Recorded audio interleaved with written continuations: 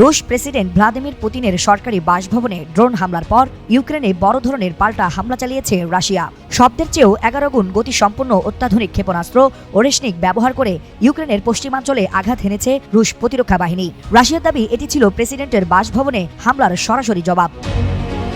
রাশিয়ার প্রতিরক্ষা মন্ত্রণালয় জানায়, শুক্রবার গভীর রাতে ইউক্রেনের লভিভ শহর লক্ষ্য করে এই ক্ষেপণাস্ত্র ছোড়া হয়। হামলার লক্ষ্য ছিল ইউক্রেনের সামরিক ড্রোন উৎপাদন কেন্দ্র ও সামরিক শিল্প কমপ্লেক্স। মস্কোর দাবি, নির্ধারিত লক্ষ্যবস্তুতে নিখুঁতভাবে আঘাত হেনেছে ওরেশনিক।